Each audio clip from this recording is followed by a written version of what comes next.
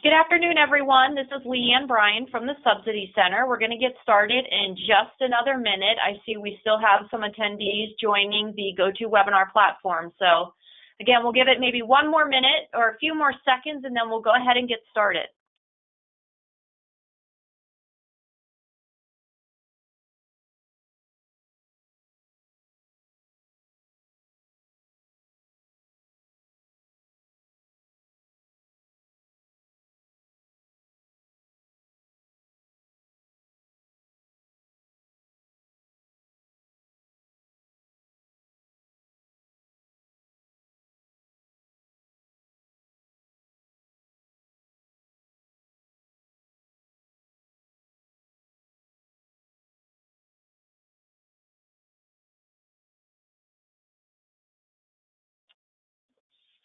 All right, good afternoon again, everyone. This is Leanne Bryan. We are going to go ahead and get started with our Year 1 state cohort call, conducting error rate reviews using the revised data collection instructions.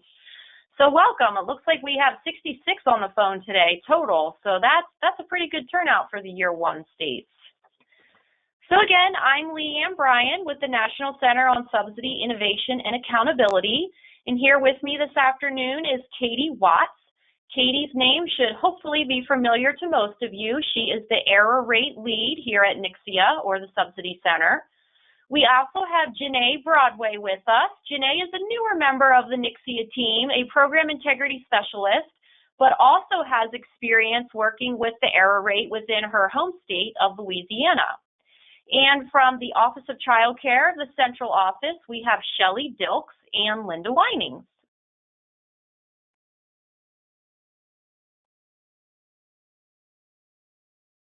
So just a few housekeeping notes before we get started with the meat of this afternoon's call. We do have some downloads available in the handouts section of GoToWebinar. So these handouts include the new data collection instructions, a handout that includes the new mid-table, and then 2 training documents, one with an overview of the DCI changes, and then the second, an overview of the additional inquiry. So if you haven't had an opportunity to download and print these resources, I do encourage you to go ahead and do that now. The webinar will be recorded, and if you would like a copy of the recording, you can reach out to Katie. If you don't have her email, it's kwatts@wrma.com, but we'll also show her email address as well as all of the NICSIA error rate specialists on the last slide before we end the webinar. If you should have any questions throughout the webinar presentation, please use the Q&A box within the GoToWebinar dashboard, or you can also raise your hand within the dashboard. If you just hit the raise hand button, we'll be able to pause at an appropriate time and get your questions answered. And again, we'll stop throughout the webinar to answer those questions. Also, if you should have any connection issues or any other technical type issues during the webinar, you can reach out to Janae Broadway, and her email is displayed there on the screen for you. Oh, and there's Katie's as well.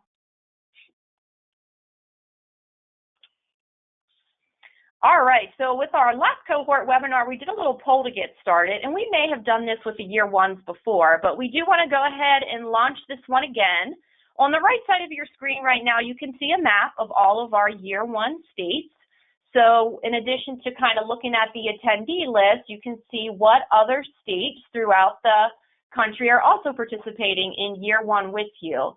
But we do know, as we look at this attendee list and saw, who all had registered, there are quite a few familiar names out there. So Katie, if you can go ahead and launch the poll, we would like to see how you have been involved in the error rate review process. So is this a new endeavor for you? Maybe this is your second cycle, your third, fourth, or for those senior, well-experienced folks out there, this maybe is your 5th cycle. So if you could go ahead and please take a moment to respond to the poll. It will probably only allow you to select one. So if there's multiple folks in the room, you can just select one.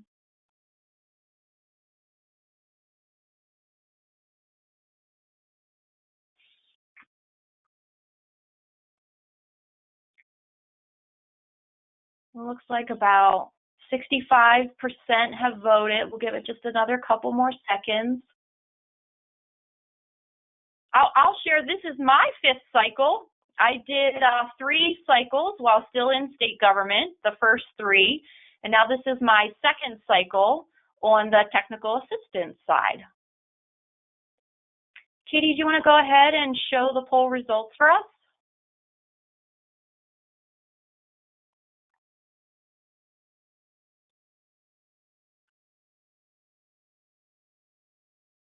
All right, wow, the majority of folks on the phone are new, and this is your first time going through the error rate process. Maybe I should have clarified maybe I should have asked for only the states to participate in that, but we'll see as the call goes on. If you have additional questions, please feel free to stop us. But again, the majority of folks on today's call are new to the process.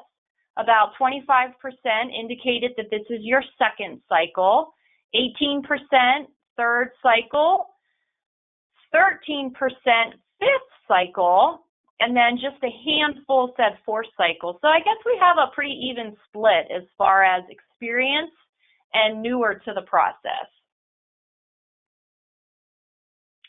So since we do have a pretty good mix, and actually the majority of folks on the call are new to the process, I'm glad that we're taking time here to go through a bit of an overview of the error rate.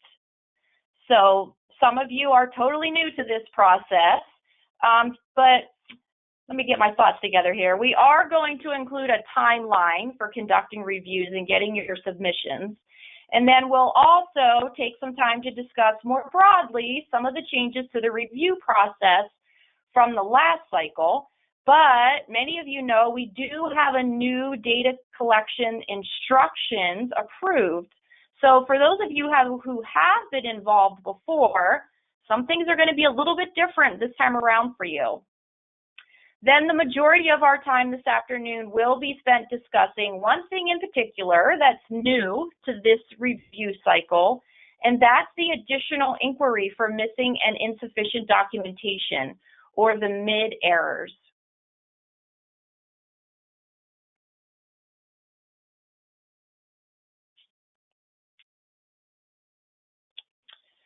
So now we're going to get into that error rate review overview.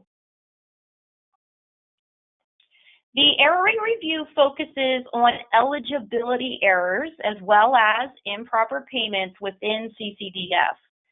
Lead agencies sample a number of their cases that were paid with CCDF dollars, and then those cases are reviewed to examine whether child care eligibility was in fact determined correctly.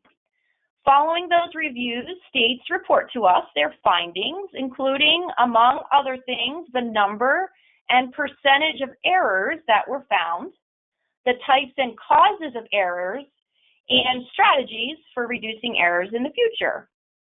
You will hear us, and probably have heard us in the past, refer to the term error rate. And while we use that term to refer to the process as a whole, it more specifically means the percentage of CCDF payments that were in fact improper payments. The error rate is one of the data points that you will report following your reviews. So each state, as well as Puerto Rico, reports their error rate finding once every 3 years. And there are 3 cohorts of states, you all, of course, being the year 1 cohort.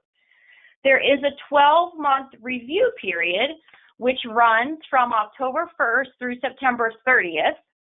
And again, I'll show you more about the dates and timelines in the next couple slides.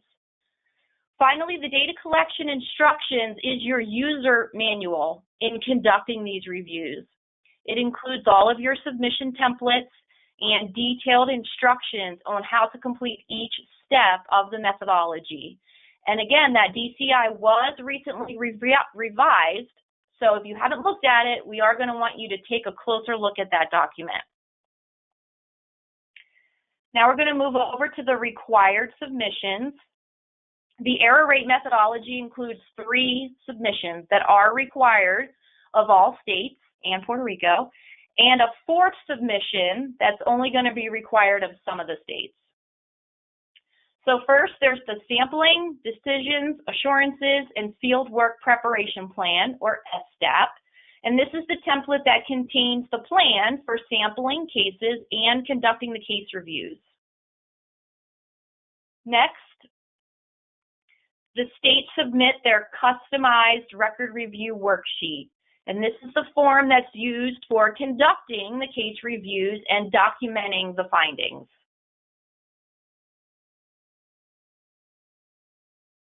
The State Improper Payments Report, or ACF 404, this is the report that contains the results of the reviews. And then finally, for any states that have an error rate at or above 10%, there is a requirement to submit a corrective action plan. So today's webinar, we're going to be focusing primarily on those first 2 required submissions, the SDAP and the RRW. But in future webinars, we will spend more time on those other 2 submissions.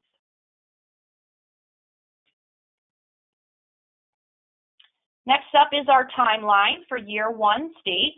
And at the top there, it does say 5th cycle, that this is your 5th time that the year 1 states are going through this process. So you as a state, this is your 5th cycle. The timeline starts on October 1 of 2018, which is the beginning of the case review period. And that review period is the 12 months from which cases are drawn for review. And that year runs through September 30th of 2019.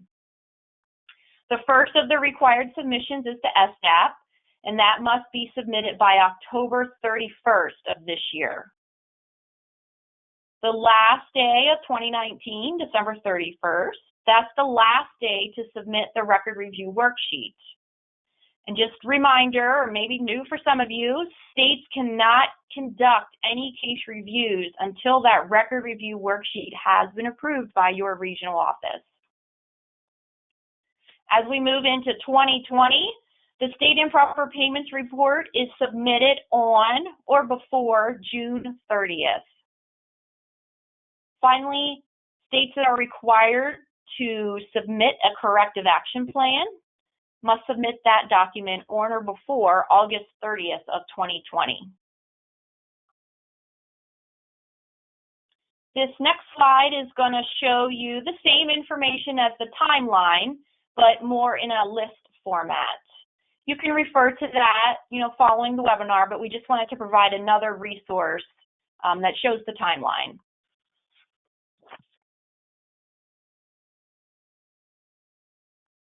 Next up, we're just going to touch on real-time reviews. So some of you on this call have already gotten started on the process by submitting the SDAP and record review worksheet. And we know that there are some others that are planning to get started on their case reviews very soon. So when you're conducting your reviews during the review period, we call those real-time reviews. And again, this is during the review period for you all of October 1st, 2018 through September 30th of this year. So quick show of hands here. Which states are planning to do real-time reviews this cycle? So if you could please use the GoToWebinar dashboard and just raise your hand if you are planning to do real-time reviews.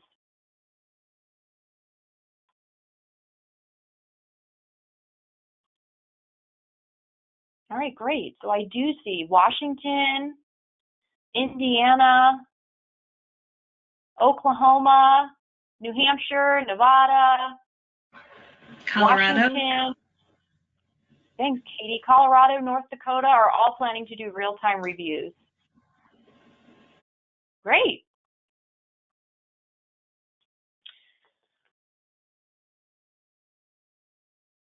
So for those of you who may not be planning to get started on those real-time reviews quite yet, we do encourage everyone to think about it and to certainly get started soon on conducting real-time reviews if that's something that you do want to consider doing for this cycle. There are some benefits to real-time reviews, the first of which, of course, is that you have lots of time to complete your reviews and submit your final report. Get that report drafted and then submit it within the OLDC. If you should happen to run into any problems with pulling that sample, staffing of your reviewers, your system, or really anything else, you have plenty of time to remedy those situations and then not feeling rushed toward the end of the review period. Another advantage is that you're looking at cases while the review period is still ongoing. So you may be able to discover where errors are occurring, and then you have the potential to mitigate that error cause right away.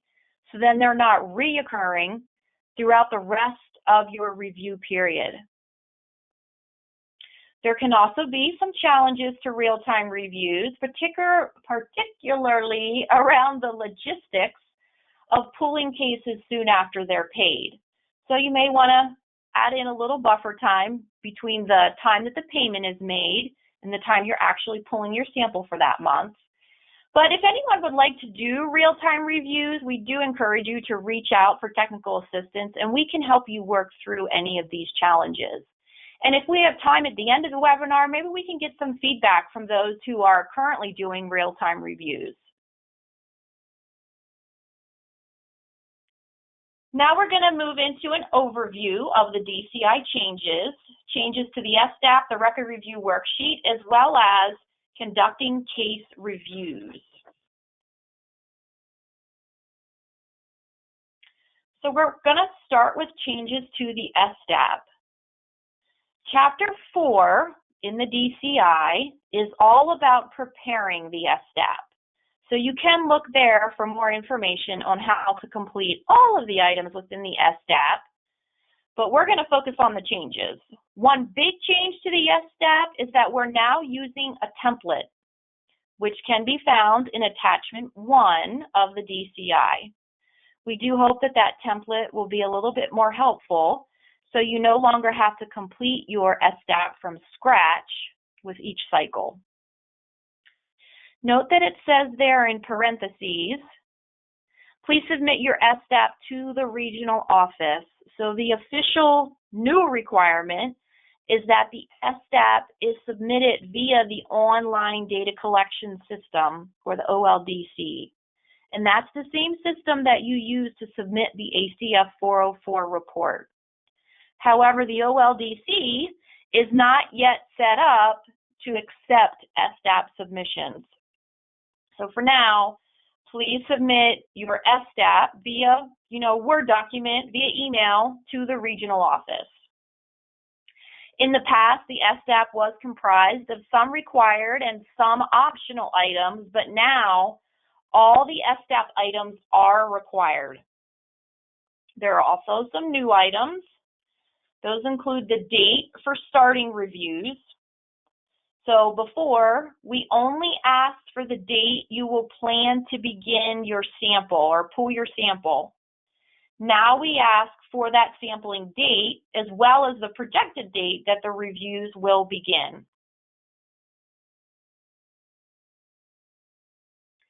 We also ask for separate definitions for error.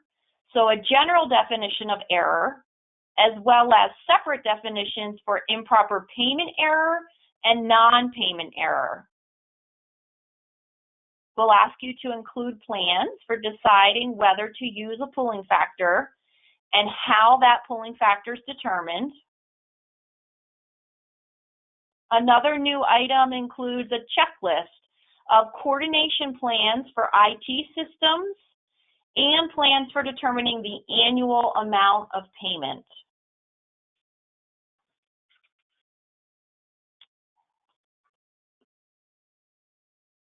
Any questions about the changes to the SDAP?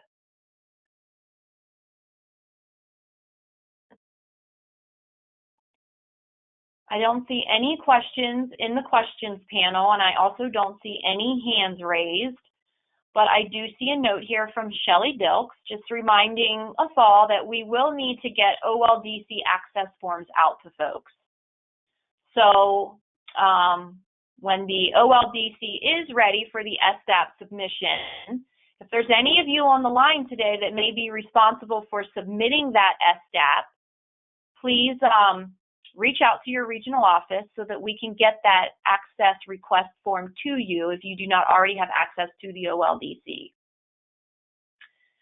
All right, I still don't see any questions, so we're going to go ahead and move forward with changes to the record review worksheet.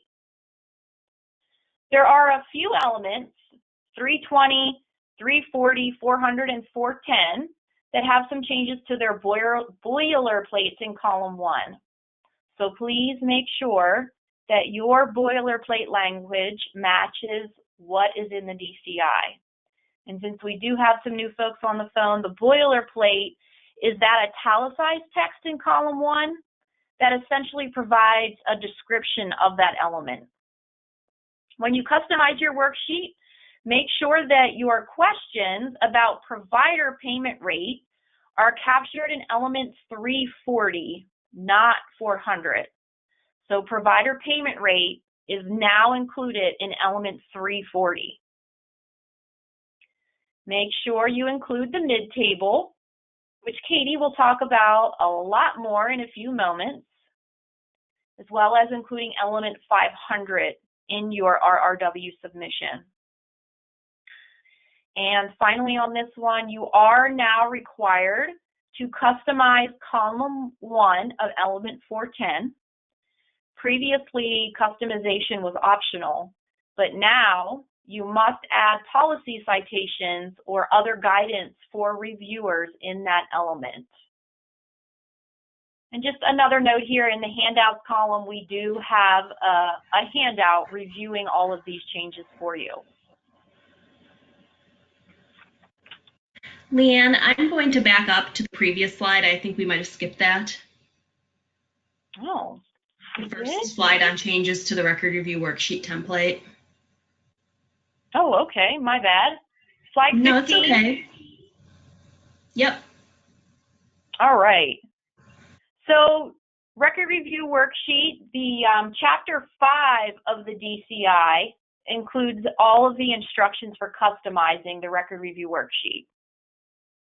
We do realize that a lot of states work off of previous record review worksheet templates when creating the new one, so please make sure to include all of these new pieces.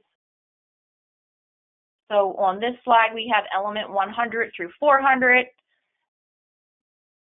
and there is a new item there, item 2A, and 2A is now included in column 2, the results column. If you look at section 4, the title has changed to Financial Requirements and Payment. The title used to be Income and Payment. And there are 2 elements in section 4, elements 400 and 410. Those also have new titles. Element 400 is now Financial Requirements, and element 410 is now Payment, instead of Payment Case Summary. I hope I didn't confuse everyone too much. Sorry about that. I guess I was just too excited to get to the record review worksheet. All right. So we'll skip through this slide since we already did it and move on to the next one. All right, so conducting case record reviews. More information on this part of the error rate process is in DCI Chapter 6, but we do want to point out a few changes to conducting reviews.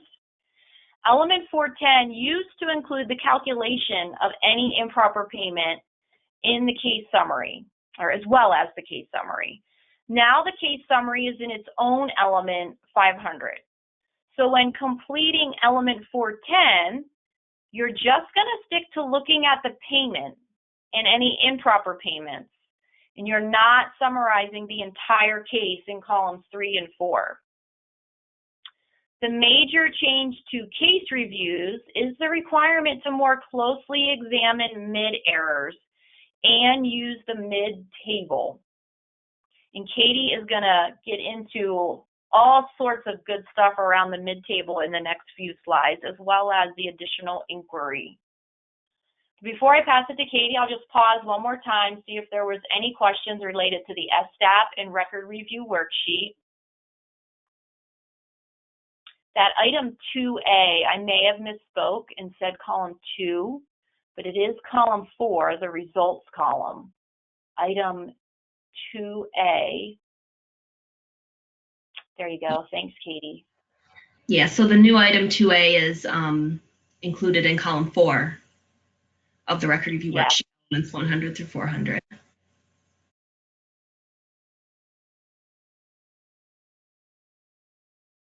I don't see any questions or hands raised. So we'll go ahead, and Katie, I will turn it over to you. All right, thank you. So now we'll turn our discussion on the changes to the review process, focusing on the missing or insufficient documentation errors or mid-errors and the additional inquiry.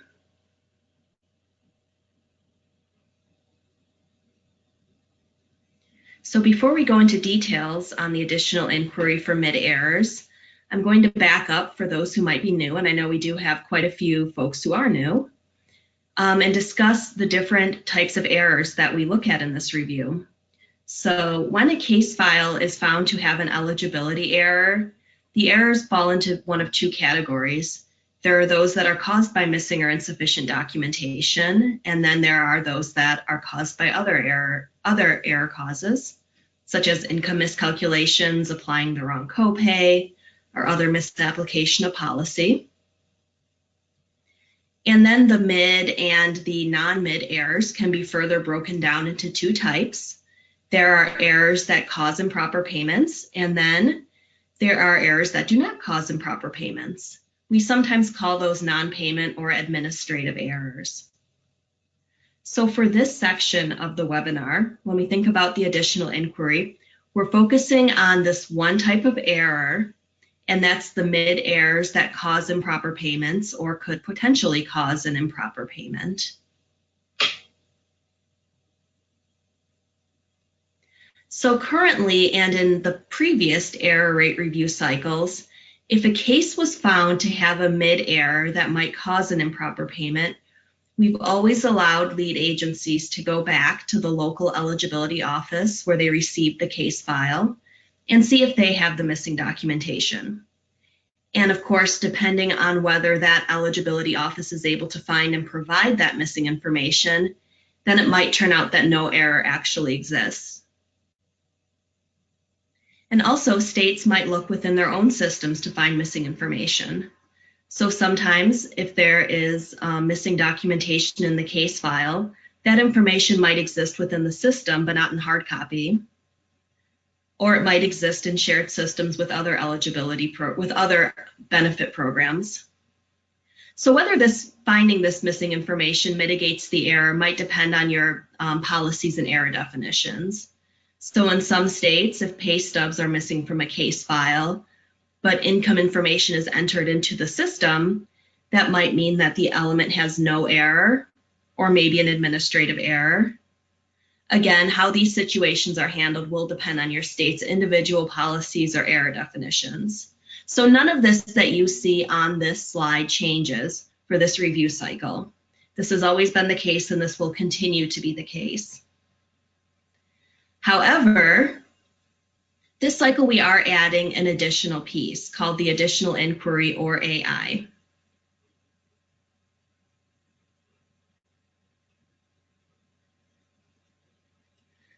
And the additional inquiry allows states to determine whether these cases with a potential improper payment error due to mid, whether these cases ultimately met eligibility criteria for child care subsidy. And this involves utilizing state resources that are not normally included in eligibility and review processes. So if the lead agency looks beyond these normal eligibility and review processes to find that a case file was ultimately eligible for subsidy, then the payment error may be able to be mitigated for the purposes of this review.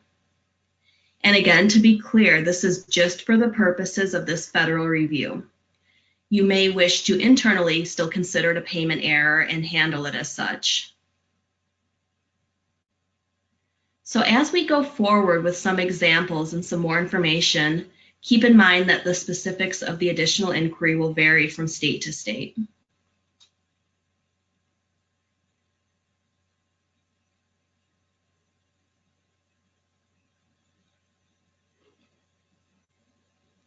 So consider a case where the reviewer finds that there's no pay stubs in the case file. So according to this state's policy, the missing income information would make the case ineligible or a total overpayment. So we're going to play around with this example. Let's think about a few different scenarios for this case file with the missing pay stubs. The reviewer could reach out to the local eligibility office. And so pretend that they do that and the local eligibility office is able to find the missing pay stubs and they forward them to the reviewer. So this would not be considered part of the additional inquiry because the missing documentation was within that local office and contacting them is part of normal processes.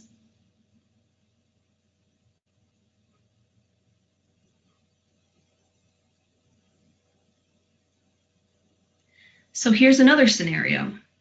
Say that the reviewer reached out to the local eligibility office, as in the previous slide, but they did not have the pay stubs.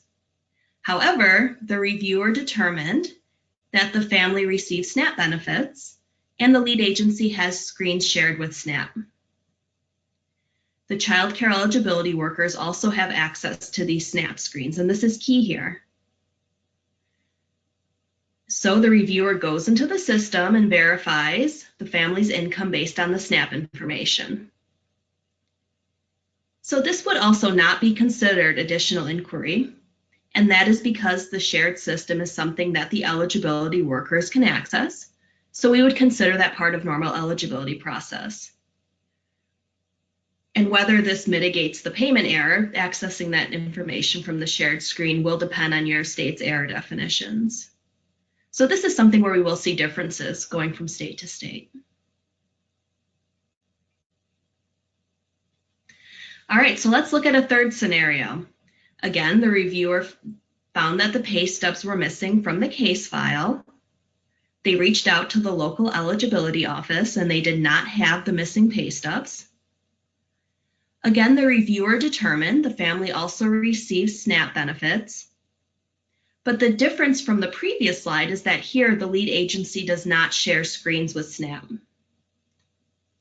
So the reviewer contacts the SNAP agency and they provided evidence of family income.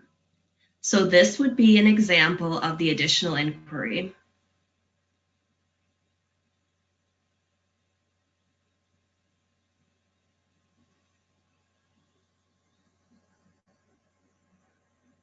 So to reiterate, the additional inquiry includes utilization of these state resources that are not part of typical eligibility processes. The additional inquiry does not include processes already used to obtain information or potential missing documentation. And it also does not include independent or third-party verification, including reaching out directly to clients or employers or providers, which lead agencies are never to do. Basically, the additional inquiry must stay within state agencies. And I have here on this slide to check out the data collection instructions, pages 32 to 41, for some more information and examples.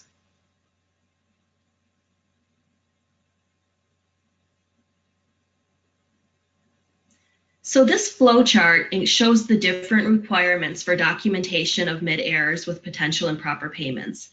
And this may be something you wish to look at more closely after the webinar, but we will go through it. We'll spend a couple minutes on it here as well.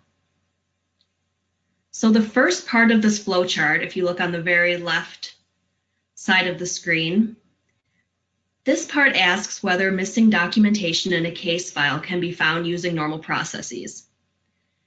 So if, for example, you're able to find that documentation by contacting the local eligibility office, then there would be no error in that element. However, moving to the right, if there was no way of attaining this missing documentation through normal processes, then you would need to record the potential error in your record review worksheets, column 4, item 2A for that element. So when Leanne discussed the changes to the record review worksheets a few slides back, she mentioned that 2A is one of the new items that you'll see in column 4.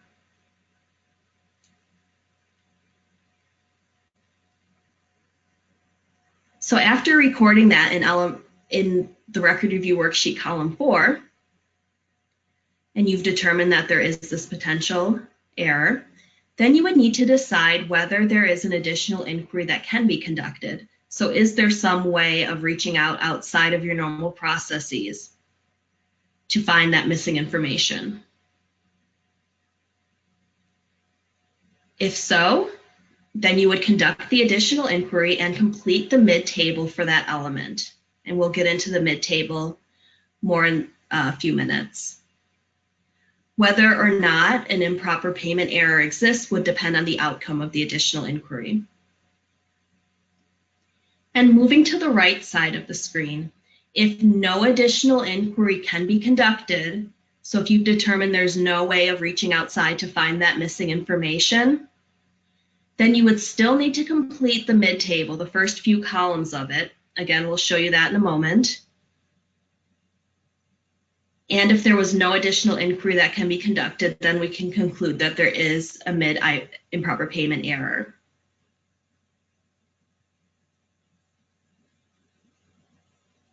So again, you might want to look at this a little bit more closely after the webinar, this slide. But for now, I'm going to move on to introduce you to the mid-table. And this was one of your handouts. So you might wish to refer to your own copy as we to follow along with the next few slides and examples. So again, the mid-table is completed for any element that has a mid-error that might result in an improper payment, regardless of whether the additional inquiry was actually used.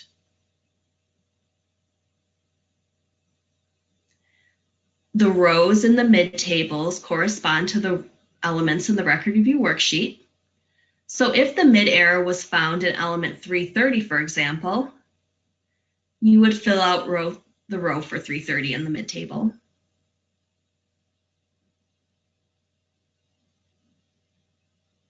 If the element has a mid-error resulting in an improper payment and you are not able to do the additional inquiry, then you would complete columns 2 through 5 only.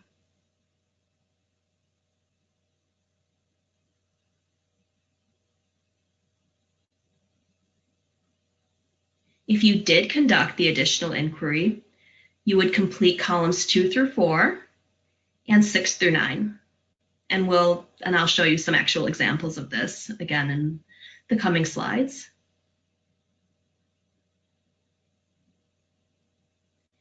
And if you include anything on the mid-table, then you would always complete the totals row, which is at the bottom here. The figures that you enter into the total row will carry over to element 500 in the record review worksheet.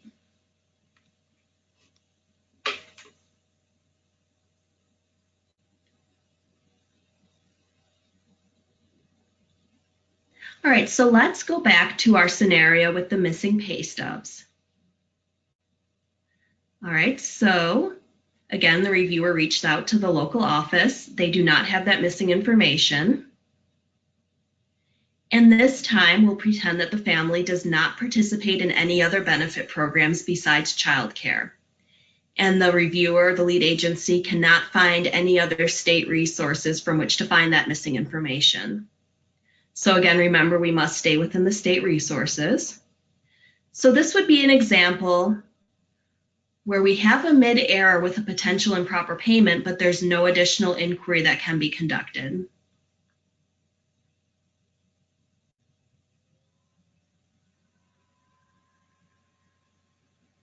So the reviewer would want to complete columns 2, 3, 4, and 5 of the mid-table. So since the error was in element 400, they would jump down to that row and complete the table. In column 2, describe what was missing or insufficient. And when you complete the mid-table, you don't need to write a book here, just a few words or a sentence or two is probably enough. For column 2, the reviewer wrote, could not locate pay stubs in case file. In column 3, enter the dollar amount of the potential improper payment. So if the mid-error would make the case ineligible, then the amount entered here would be the same as the sample month payment amount. And if the mid-error, you might find a situation where the mid-error would only result in a partial payment error, then you would enter that amount here. So in our example, the reviewer entered $250. Column 4 asks whether an additional inquiry can be made. In our example, the answer here would be no. So the reviewer entered 0. If the reviewer had conducted an additional inquiry, they would enter 1. And column 5 is only completed if no additional inquiry can be conducted, and you would describe why not. In our example, the reviewer wrote that the client does not participate in any other benefit programs, and there's no way of finding the missing information. And the last step would be to tally up the applicable columns for the totals row. And since only one element here had a potential improper payment error caused by mid, then the totals would be equal to the figures that were entered above. So 250 in column 3 and 0 in column 4.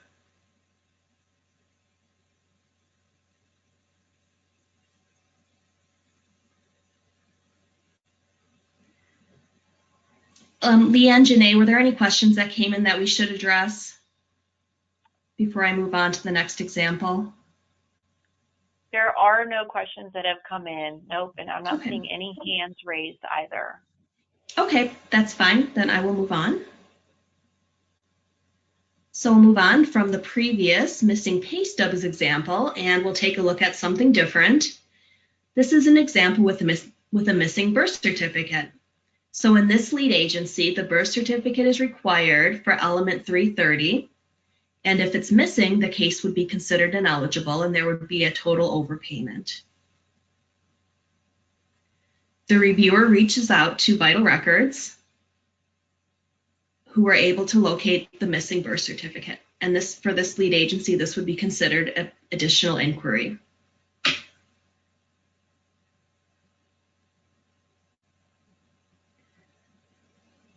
So how would we fill out the mid-table for this? So first we refer to the row corresponding to element 330. In column 2, for description of what was missing or insufficient, the reviewer entered that they could not locate the birth certificate. In column 3, for the amount of the potential improper payment, the amount was $500.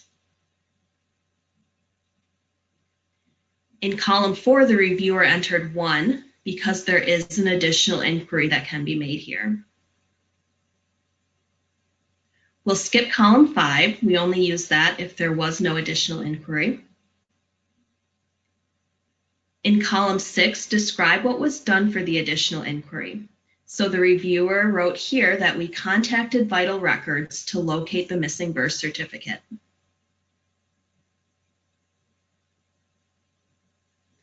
Column 7 asks whether the improper payment was mitigated using the additional inquiry.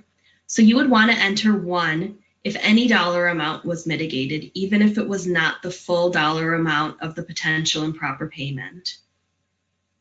So there could be a scenario where there was a total the potential improper payment amount was $500, say, but only some of that amount was able to be mitigated through the additional inquiry. Even if that was the case, you would enter 1 here. In column 8, enter the dollar amount that was mitigated. And if it was the full dollar amount, of course, the amount entered here would be the same that was entered in column 3. Finally, in column 9, describe how the lead agency determined whether or not the additional inquiry was able to mitigate the potential improper payment error. So here you would describe the outcome of the additional inquiry and how you came to that outcome. So in our example, Vital Records was able to provide the missing birth certificate. And since there were no other mid-errors potentially causing an improper payment, the figures here in our totals row for columns 3, 4, 7, and 8 would be the same as what was entered above in the row for 330.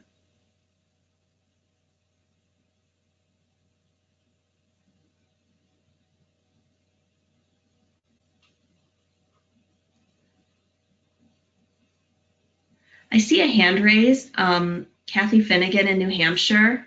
I'll take you off mute if you want to ask your question.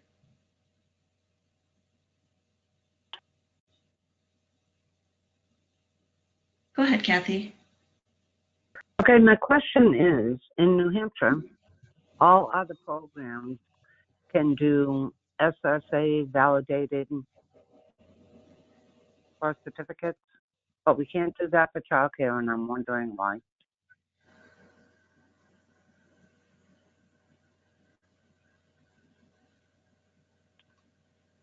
Can you say that one more time, Kathy? I wasn't quite sure I caught that.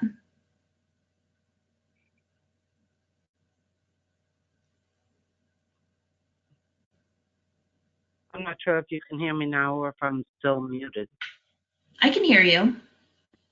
Okay, so in New Hampshire, for all other programs, we can do SSA validated for verification of citizenship and birth.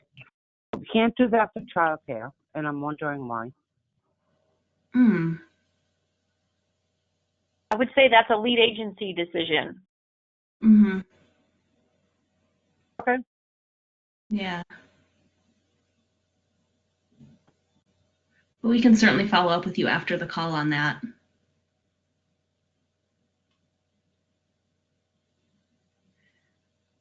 I mean, Shelley can certainly weigh in, but I don't believe that that is anything that's a directive by the Office of Child Care. That's an internal lead agency decision.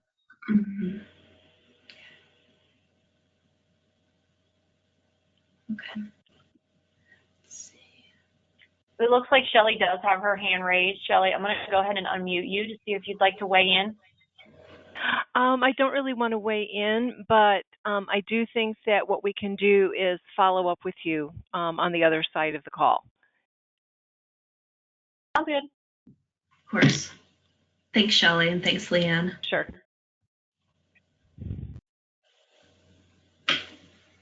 All right, so I have a few slides with some frequently asked questions about the additional inquiry.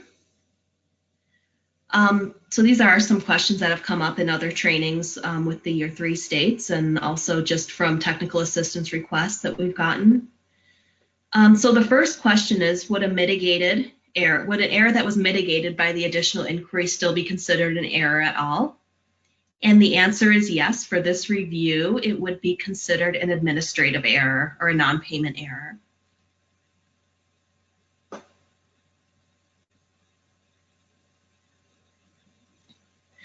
Okay, so we've had a few questions that have come up about how to handle mid-errors where eligibility workers did not use available resources like the work number.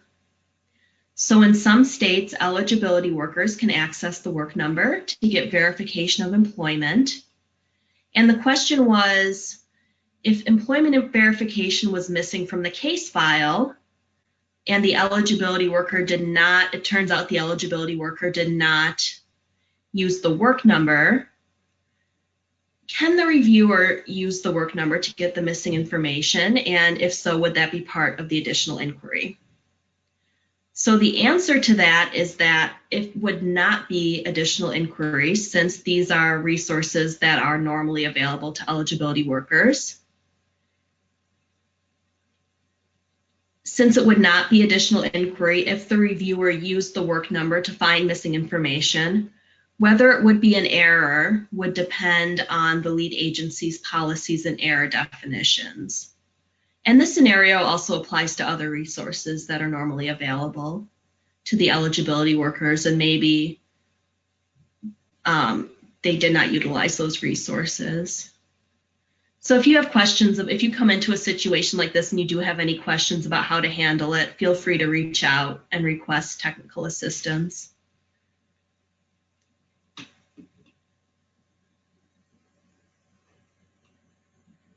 Next frequently asked question is, if you contact an agency, such as SNAP or Vital Records, like in our examples, what if they will not provide the missing information? And in this case, it would mean that you could not mitigate that potential improper payment error. We can't force them to share anything. So you might want to mention that in your mid-table column 9, that you contacted the agency, but they did not give any information.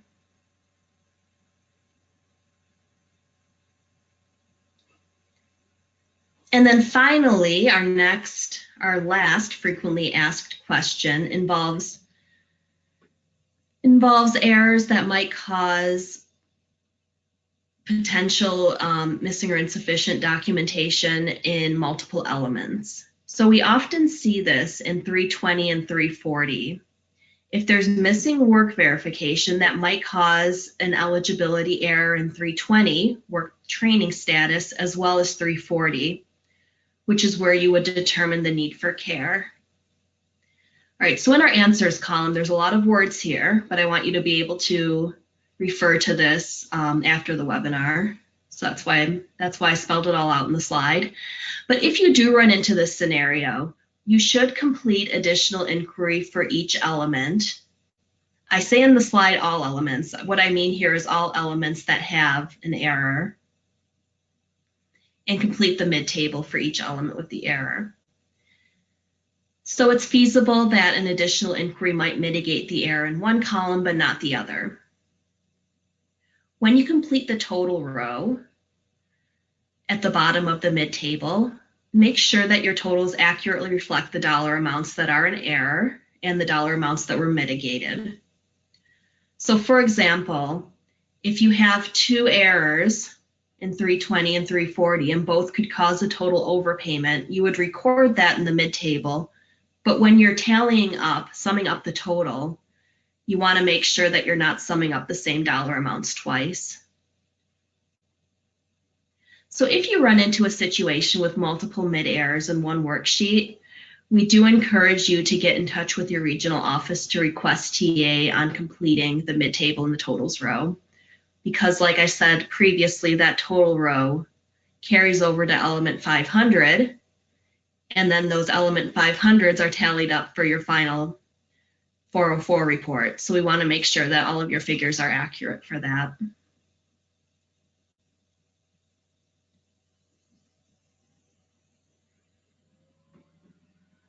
All right, so the final step for reviewers in the additional inquiry is to complete the case summary in element 500. So this slide shows an example of element 500. Unlike the other elements in the record review worksheet, 500 only has 2 columns, one to record the narrative version of the case summary and one with coding.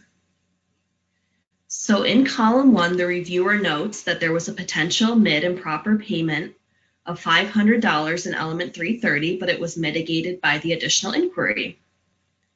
And in this case, there were no other errors in any other element. If there were errors, these would be cited in this column as well. And this goes for any error, whether they were improper payment errors, non-payment, mid, non-mid, additional inquiry or not. This is the case summary for the entire worksheet. So we'd want to cite any errors in the entire worksheet.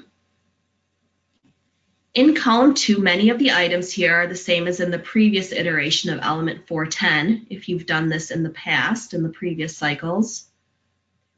However, there are 5 new items, 2A through 2E, and this is what corresponds to the total row in the mid-table.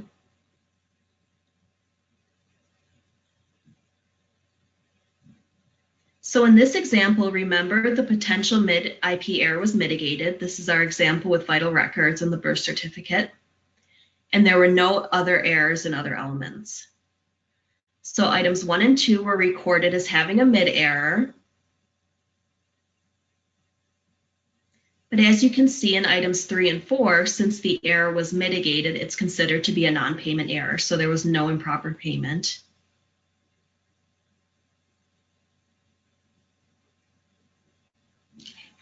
I don't think there are any other questions. So at this time, I'm going to turn it back over to Leanne to take us to the end of our webinar. And again, we have about 5 more minutes. So if you do have any questions, please get them in now. Leanne?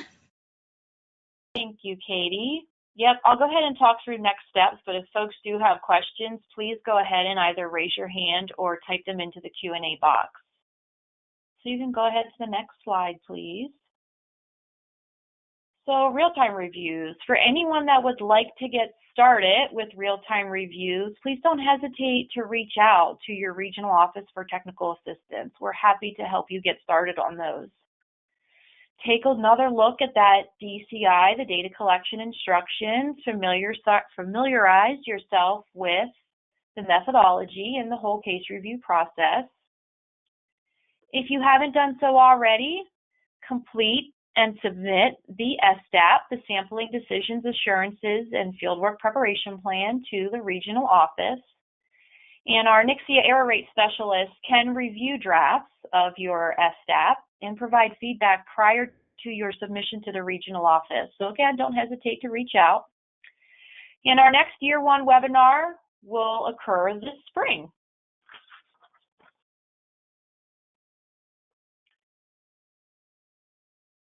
On this last slide, we have NICSIA's error rate TA specialists, again, Leanne, Janae, and Katie. So they're displayed there for you. I still don't see any questions or hand raised, so I guess we can wait another couple minutes, but at the end of the webinar, there will be an evaluation that pops up. As always, we definitely appreciate your feedback, and that can assist us in improving webinars. And it's also one more opportunity if you happen to have any questions. So I guess we'll go ahead. I still don't see any questions, so we'll go ahead and wrap up. Thanks everyone for your attention this afternoon. And again, if you have any questions following the webinar, you're reviewing the handouts, the DCI, and something pops up, please don't hesitate to reach out.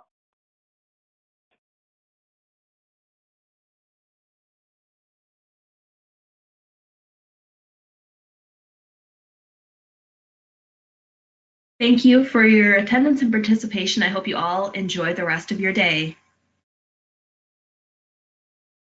Thanks all. Have a good afternoon. Bye-bye.